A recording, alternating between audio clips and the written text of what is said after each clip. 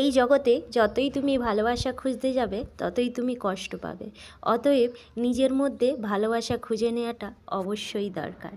আর কারো কথায় কষ্ট পেয়ে কী লাভ? দুনিয়াতে একা এসেছো, একা যেতে হবে। অতএব কষ্ট না পেয়ে নিজেকে হাসি খুশি রাখার চেষ্টা করো। আর আজ আমি এই জোয়ানগুলোর কিছু ব্যবস্থা করব, কারণ অনেক দিন ধরে আমার রান্নাঘরে এই জোয়ানগুলো পড়ে আছে। এগুলোকে ভাবছি নুন লেবু মাখিয়ে রোদে দিয়ে একটু টেস্টি টেস্টি জোয়ান তৈরি করে বোতলে ভরে রাখবো। খাওয়ার শেষে একটু একটু করে খাওয়া যাবে। তো এরকম জোয়ান অনেকেরই খেতে পছন্দ লাগে, আমার তো খুবই খেতে ভালো লাগে। তাই ভাবলাম এগুলোকে পড়ে থাকার থেকে এই লেবু নুন দিয়ে মাখানো যাক।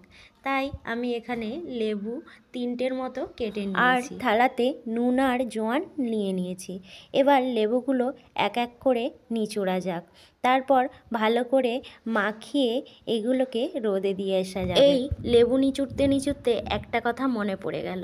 ছোটোবেলায় যখন আমরা ছোট ছিলাম তখন দেখতাম অন্যের গাছে লেবু হয়ে থাকতো, তখন স্কুল যাওয়ার টাইমে চুরি করে এই লেবুগুলো পেড়ে নিতাম, আর টিফিনের সময় লেবুগুলো নুন আর লঙ্কা মিশিয়ে বন্ধুদের সাথে খুব মজা করে খেতাম।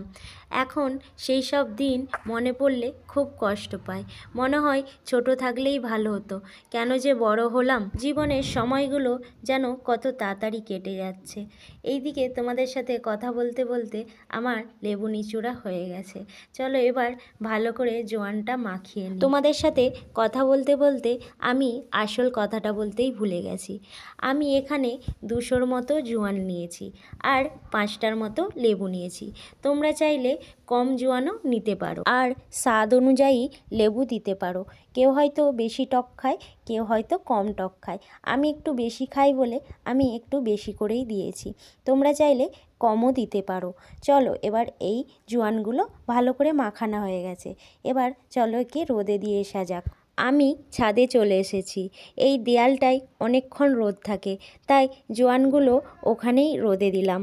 2 দিন রোদ খাইয়ে জোয়ানগুলোকে ভালো করে শুকিয়ে নিলাম। তারপর এই কাঁচের জারটা নিয়ে নিয়েছি।